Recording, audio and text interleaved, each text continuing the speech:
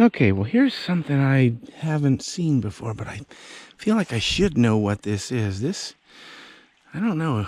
It's got a beautiful little white flower, and is this like a Juneberry or...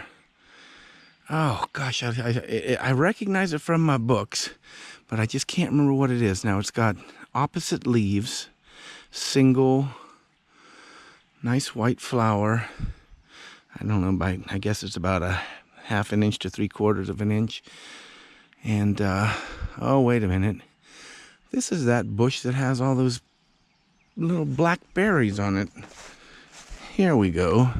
The ones that I said it seems like nothing ever eats. All right, I'm going to have to figure out what the hell these are.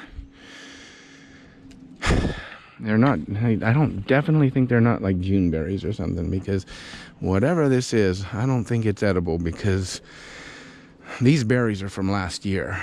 And if the birds and stuff haven't eaten these berries off of this plant through the winter, then I would have to say it's definitely not something you want to eat. So, but that's just, I don't know. It just, like I said, it looks like something I've seen in my book. And they're just little shrubs. They don't get that big. They're not actually trees. So I'm not sure what they are. But like I said, I never eat anything out of the woods unless I'm absolutely sure what they are. I mean, I might taste something if I think it's something that I've read about, but I never swallow it. I spit it out, and just so I can get more identifying factors and clues. But yeah, because there are some things out there that can kill you, you know, like deadly nightshade. You eat those berries and, oh, you probably die from that. Just all kinds of stuff, especially a lot of those different kinds of mushrooms. A lot of garlic mustard, too. This is the second year stuff. You can tell by the leaves. Yeah, they're more lance-shaped, but whenever they're first year, then they're usually just round.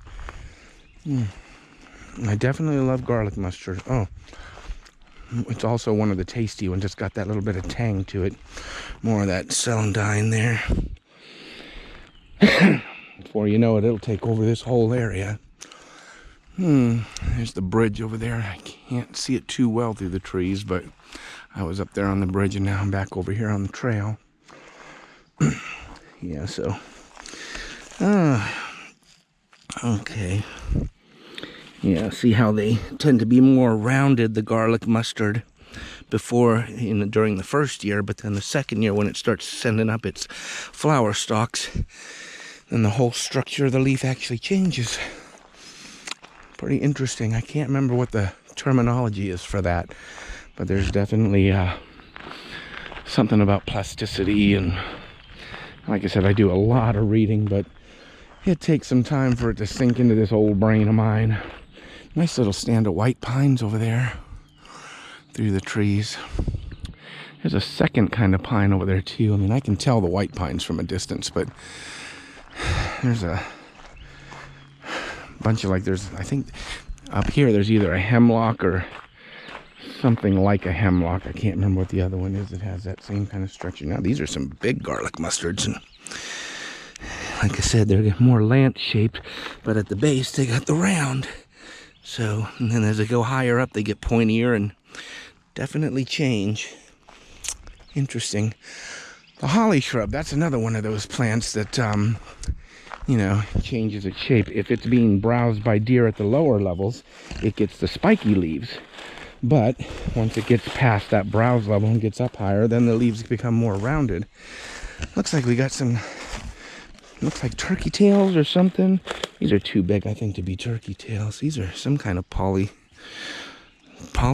is that what they're called? Some kind of shelf mushroom. Kind of old, though. Definitely not fresh, new growth. Very wet area, boggy.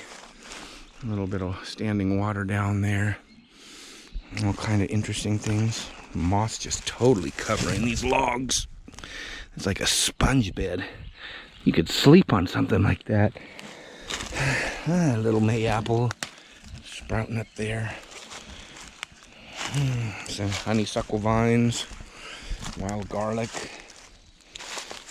Just a plethora of good and interesting plants around here. Oh, what is this? Is this chickweed? I'm not sure. Not too familiar with chickweed. I mean, I keep coming across it and it's pretty common, but nice little ferny kind of plant. I don't know what that is, but it's interesting. More of those spring beauties there. And some purple dead nettle. This is very tasty stuff too, actually. I kind of like henbit better, which looks very similar, but I don't run across nearly as much henbit as I do purple dead nettle. Wow, these are nice, pretty, bright spring beauties. Some of them are white, some of them are pink. See, like right here, the nice pink ones. And then right next to them, some that are more white with the pink stripes. There's a nice pink one. More white. Still, just, you know, just little genetic differences that make life interesting. Whew. It's amazing. Getting winded over just not even a rise on the trail. I tell you, I got to shed some of this winter baggage. So, oh, and there's that other pine tree. I think, like I said, oh, there's another one there. Could be some kind of spruce or something, but big old box elder. You can always tell them. They're pretty easy to identify, and they're in the box elder in the maple family. Acer. Another trail going back up there. Probably not sure if that's the one that goes up to the graveyard or if we already passed that one. Yeah, but funny, still hardly any mushrooms, and you would think we'd come across more because it's definitely mushroom growing weather. Not too cold. In fact, I haven't even had to turn the heater on the last couple, nights. Probably had our last frost, I think it was on Saturday. So, some kind of plane going over, but too cloudy up there to see it. And I don't know, what is that, a maple? What is that, silver maple? Kind of hard telling some of these trees this time of year. I mean, I see the box elder right in front of me with all its things, but yeah, I'm not sure if that pine is that's a hemlock, or I don't know what it is exactly. I'm not walking down there to find out. But, oh well, see, now we're getting to the point where we get to the river. I'm sure you might be able to see some of it through the trees, a little bit of the reflective qualities, but yeah, all in here is where the major pawpaws start. Of course, they won't be ready until fall, and I'm going to be checking out the flowers on the pawpaws just to see how far along and if we're going to have a good season or not. Of course, one good frost could kill them, and who knows. But all right, so I'm going to go ahead and shut her off for a bit. We'll see what comes up around the corner. Oh, well, here's something I wanted to just get a quick little shot of. It's like a lone little trout lily. It's pointing the other way, so you can't really see it too well. Yeah, they don't actually, not too many blossoms. You get a lot of the foliage, but you don't get that much actual flowers like this. Let's see if I can get in there.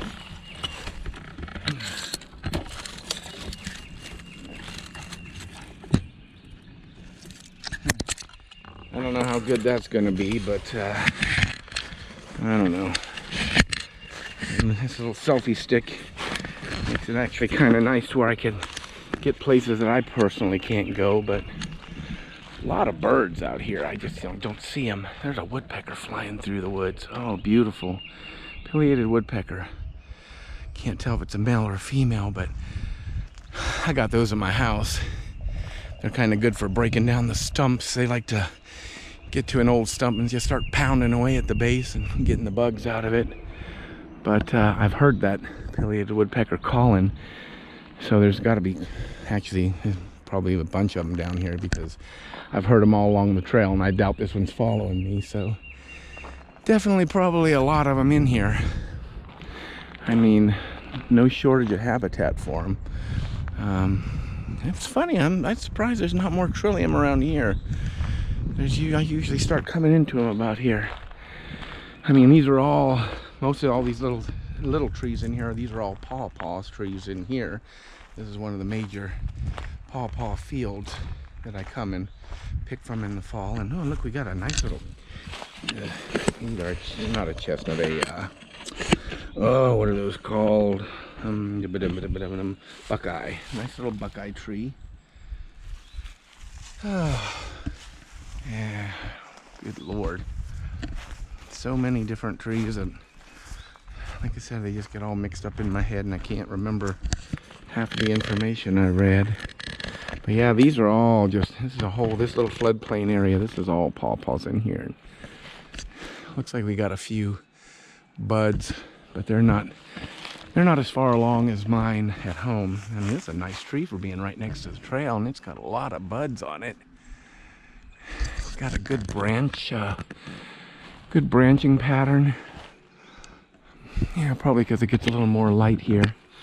But yeah, a lot of these, they don't usually get any fruit right next to them, but as you can see, you got your little buds just starting to open, just swollen up enough. Got, you know, several on here. A nice hawk flying up there. Big massive grapevines all growing up here. But yeah, the pawpaws they're not even as far along as mine. In fact, only my one tree at home has buds on it, or flowers. They're just now starting, and none of them have opened up yet. But I actually counted them, and there's 299 flower buds on my tree. So if I can't find some, you know, good blossoms out here that turn into male before mine all turn into male, then I'm not going to get any fruit on my trees at home either, because I'm going to try to hand pollinate them again. Come out here to where I'll come out here and try to find a tree that blooms a little early, gets more sunlight anyways, and hopefully find some good pollen bearing male flowers, and then take them home and see if I can't get fruit this year. But tried it last year, didn't have any luck, so probably going to be the same story this year, since my tree is in full sun most of the time and the ones here probably a little behind. But oh well, it just depends. Some of the flowers will, you know, turn, because they start out as female and then they turn to male flowers after the female cycle, so you have to hit them at just the right time. So all right, looking out over the river, saw some ducks out there. Probably going to take a few more shots up the trail here, and then that'll be it for this trip, unless of course something really interesting pops out like a bear, but doubt there's going to be any bear around here. All right, okay, now we're getting into some of the trilliums. Here's some of the toad shade ones I was talking about. They're not fully open yet, but oh my gosh, those are my favorite ones because of the mottled leaves and the nice maroon flowers. They're all around this box elder tree, and then right on the other side of the road you've got where the white trilliums are starting, and a couple more toad shade ones over here too. But like I said, nice little mix. They're all up on the hillside, you can't probably see them too well, but yeah, we're really getting into the trillium bloom this time of year. And yeah, we're really, this whole area, we got a lot of trout lily and a lot of mayapple starting down there, and all kinds of interesting stuff that you know. Now it's funny because I've noticed that the pheasantback mushrooms tend to grow on these dying box elder trees, and yet I haven't really, I mean, we passed some dying box elders and I haven't really seen any. This is a twisted, gnarly tree. I don't know what exactly this is, but look at the way that thing bends around. Isn't that just crazy? I mean, holy smokes. It's amazing what nature can do. It just goes up, goes to the left, goes down, around, back up. Just crazy. Like I said, I'm not sure what kind of tree that is. I want to say it's a tulip tree, but could be wrong. There's no branches on it.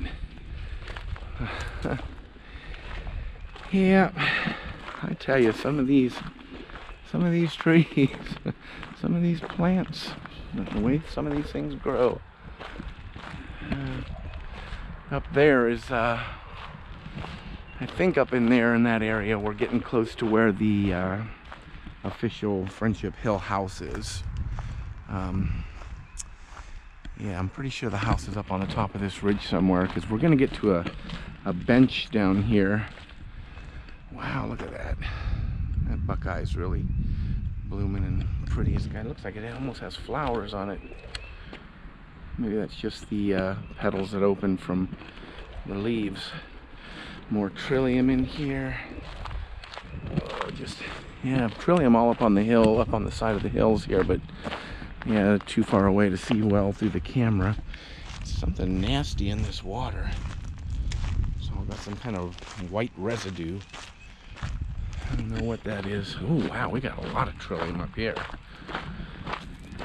Ooh, yeah, we're right next to the river now. All these pawpaws in here, which we've been walking past. There's an interesting, what is that, witch hazel? Huh. Yeah, not too many blooms, not as many blooms as there were last year on these pawpaws. So maybe we're not going to have as good a year for fruit. But that can be deceptive, you never know. Yeah, because the pollination rate is not very high on these at all anyways. Yeah, see, there's a bunch of the trilliums all up on this hillside, right in this area. As I said, I don't know if you can actually see it through the camera that far away. And I can't figure out how to zoom this darn thing while it's running. Neat. Yeah, so... Alright. Oh, we got a nice little water flow coming down the hill. You can actually hear it. Just figured it'd take a nice little stroll here. And then look at that. It's coming down real good. And it just disappears underground. Isn't that something? Huh. Alright. Japanese knotweed coming in. Can actually eat this stuff too, but I don't think it's all that tasty though myself. It's highly invasive. It does have an interesting flavor though. A little bitterness though. Alright.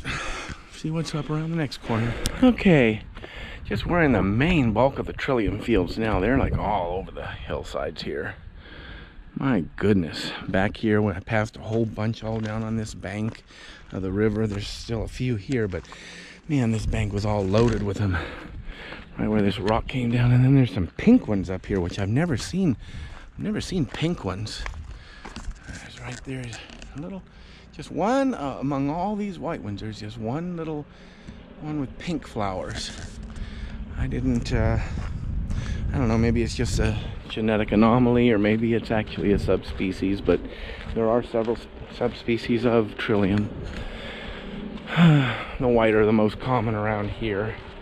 And like I said, you can see they're just, boom, there's another more, all in here. Yeah, mixed in with the, like I said, with the May apples that are coming up. Oh, even got some flowers starting on some of these May apples already.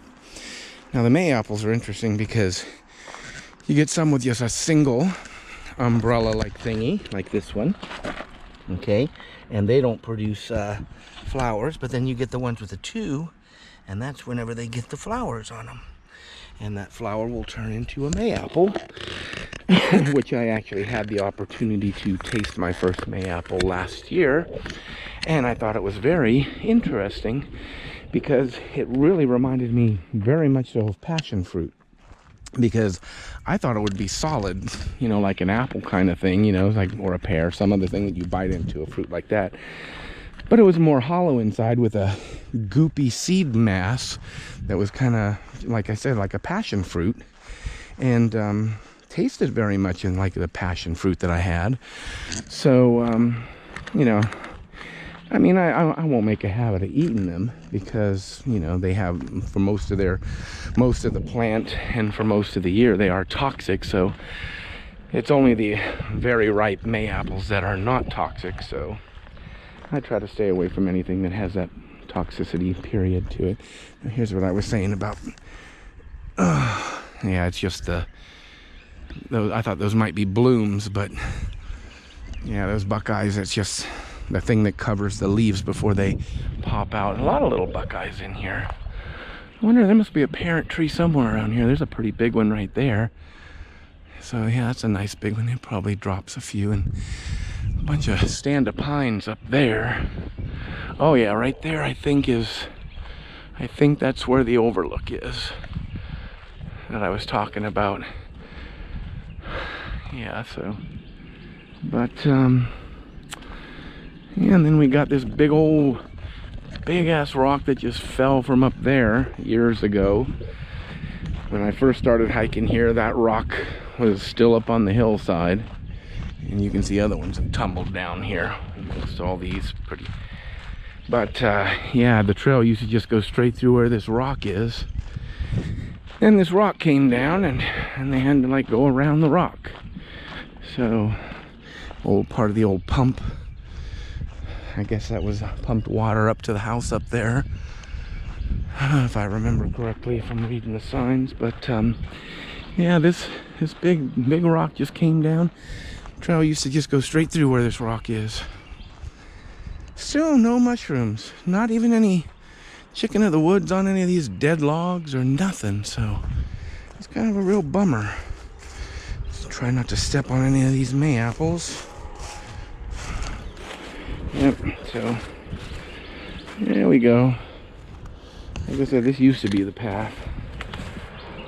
Okay, so actually with that, now I know there's a big buckeye tree around here somewhere, because I found a whole bunch of them right here last year. So maybe this is it right here. It's not blooming. It's definitely interesting bark. Oh, or it could be one of these other ones, but